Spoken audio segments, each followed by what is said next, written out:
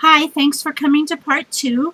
I'm going to explain to you now how to get the pages together, different ways you can put them together and organize them and everything. So let's just go through a couple. To start off with, let's say we just want to make 2 pages, period. I'm going to come in with my tape and I'm going to tape down, and I would suggest using more than I'm using here. This is again just demonstration purposes. I'm not going to I don't want to waste a lot of product just to show you how to get this done, but I'm just going to do one like normal so that we could see how to just do it a normal way. If you weren't going to do anything with this but have it for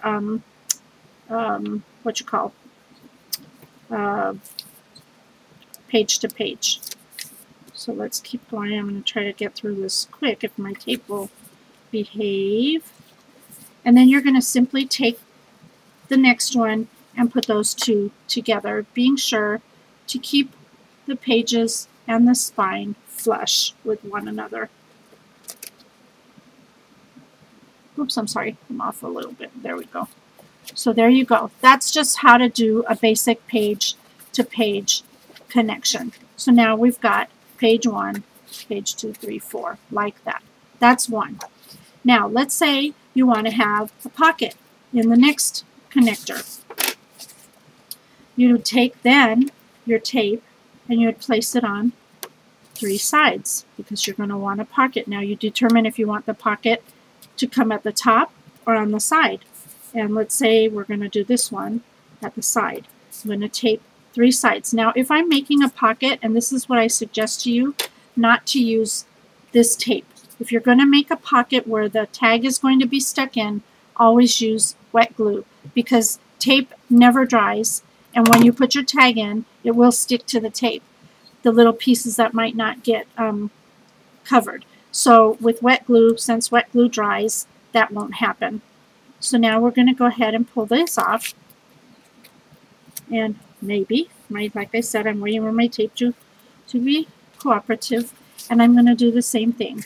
I'm going to line that up with the next page, just like that. Make sure you keep your spine flat. You want to make sure you end up with this being flat, not any higher edges than others, because when you go to tape it down or glue it down to your spine, you want to make sure it's flush. So now what we did was, where is it?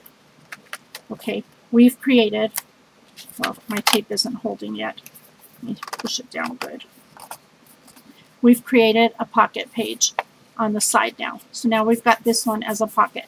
And you can take your circle punch if you want to, and you can go ahead and punch out a tab like that so that they can pull the tag out more easily. So that's one way. Again, if you want to do it so the tab opens on top, you simply tape this way. So that's how to do those. Now let's say, oh, I want to do one that flips open the opposite way. Where do I find all my pages? So then what I would do is I would take the next segment, I would get some tape, and I would tape this entire piece with tape. I'm only going to do a few, just for showing you how to do this. I'm going to tape this down. Okay. Come on, behave, tape.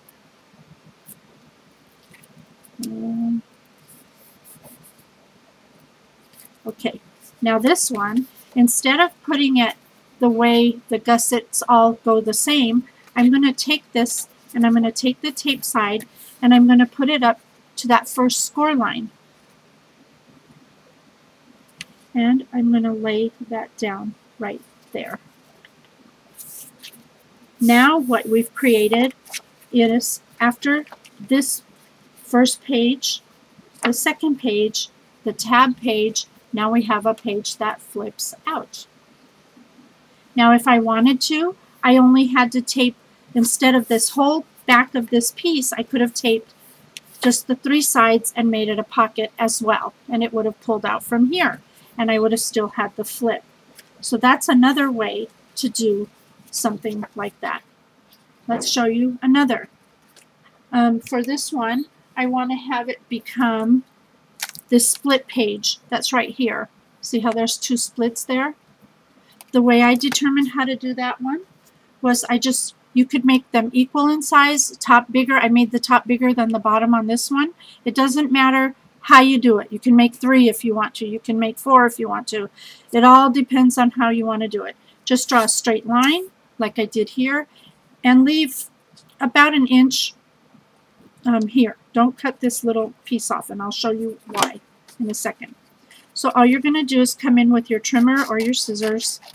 You're going to cut the card to that line in both places. Actually, you're going to cut it all the way. Just go all the way to the end, but don't cut off that piece there. And where you're going to cut it is right here on that little fold. We're going to get rid of this piece. The reason I do that is because if you cut this piece off right here, it leaves the edge unfinished, that little piece, and I know that's a little tiny detail, but that bugs me. So I don't want it to look torn or cut there. So by leaving this little piece on, I can come back in here with my wet glue, put it on this little tab right here, and lay that down in the opposite direction like this. Of course, you're not going to have the black line, so you won't see it. And then what happens is when you fold it, you have a nice finished edge here as opposed to something that looks torn or cut off. It just makes a big difference. And again, this one doesn't look as good because of the black lines, but if they weren't there, you'd understand what I was talking about. And of course, you're going to cover this over with paper anyway, so it really doesn't matter if it's there. You're going to cover it. So that's how I did that. And if you can see my book here, I did not do it on this one. And this one left that torn edge, and I didn't like it. So the following one that I did, I made sure to fold that little piece in, and it wouldn't show as torn right there.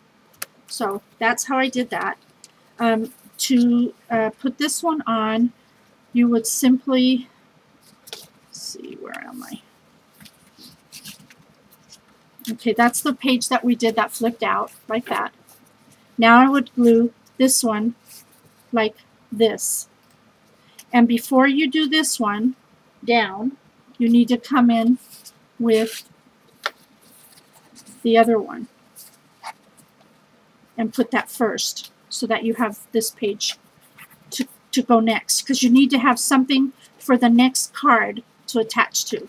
So you would tape this down first to here like this, and then you would tape this to here, and then have this over here where you can then make a pocket and attach, and you keep going and you keep going. Those are various ways to make different things. If you want to do a half pocket, I hope that made sense to you. If it doesn't, just ask and I'll correct it. This one has a half pocket. The way that I came up with that half pocket was I took the width of my, let's see, where is it?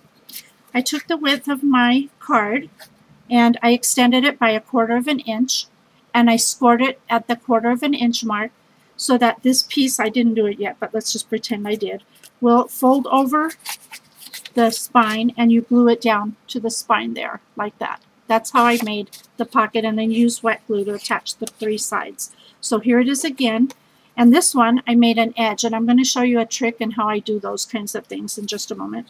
So what you would do then is you would tape it, glue it down with wet glue to the spine, and then glue it down on the 2 sides, creating a pocket, just like that. And you just keep going. You can keep attaching pages and pages as fat as you want. You can make some going forward, some going backwards, some with pockets, some without. And that's why I didn't want to make one with you. I wanted you to come up with your own method. Now, how I created this edge, I drew these freehand, just some edges that I keep strips of, and I mark them front, and I'll explain why. So anytime I want to make a pocket like this, I just find the one I want, and this one I think I used this one, and I laid it down and I traced it onto my chipboard, and I traced and cut off the shape. I marked it with a front because when I go to cut the pattern paper, if I want it to follow the same way, if I turn this over, my lines are not, these won't match up. They're going to be off. It's just the law of nature because I hand drew this. They won't line up perfectly.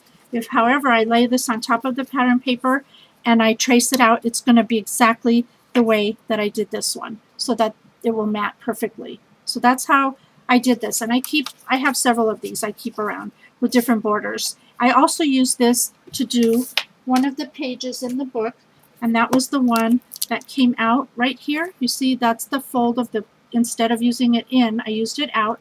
And then this is the way I used the border on this one. I just cut it there to make a nice border, and then I trimmed out the paper the exact same way. And that was that page there. So that's one little tip for you. I have to sneak in here with another part. I actually watched back the whole second part, and I realized I had left something out. So let me go over that really quickly with you. In the original book that I made, I didn't do it in this one. Actually, it's in Kholoud's book. I made an envelope in there as well, and I want to just show you quickly how to do the envelope. So let's just pretend we have these 2 pages that we're going to be putting together. I took the envelope and I had to trim it down. You have to trim it down on the sides because it's going to have to be smaller than your cards. So you have to trim off both sides to make it even, and you also have to trim off the flap because it's going to be too long this way if you don't. Then you just make your 1/4 inch score like I did on the other pieces that we attached, and you're going to actually put this tape on the back of that score that you did, and you're going to tape this down into this piece here like that. Just attach it right there in the middle.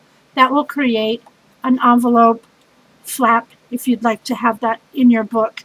And then when you, of course, get your pattern paper and you cover up this side, you won't see that attachment there. So that was the one of the things I didn't show you how to do, but that's how you get a pocket with the envelope in your book. The other thing I did not, well, I did say it in the first part, but in the event that you weren't paying attention, I thought I'd better throw it in here just as well. Once you get all the pieces of your book together and you have your spine, you're going to put wet adhesive or tape. It's up to you. Whatever's strongest to you would be the best thing to put. And you're going to put the adhesive here, and you're going to center it on that spine of your book and hold it down. And that's how you get all the pages posted into your book. And then you mat and everything like that. Okay, so continue on with the rest of the video. Sorry about I forgot. Bye. The next tip I want to share with you is how I did the heart. This one has a heart right here, the front. Can you see that?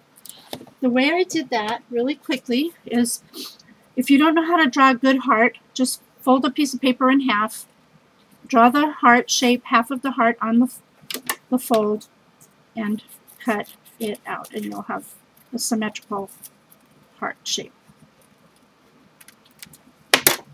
Just like that. It comes out the same on both sides always.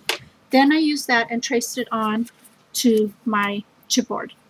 As you can see there, just trace it out onto your chipboard. Score a 1/4 inch on one side, and then here's the page, the front page. You want to score it, and you want to lay it down and glue it to the spine right there. There's going to be a little excess on the heart, so you're going to have to trim it so it's flush. But you're just going to glue that down, and that becomes this page here. And you could do hearts, you could do squares, rectangles, whatever you want. I did also another one right here, this shape. And all I did was I took a strip. I used my edge template. I traced out the edge I wanted.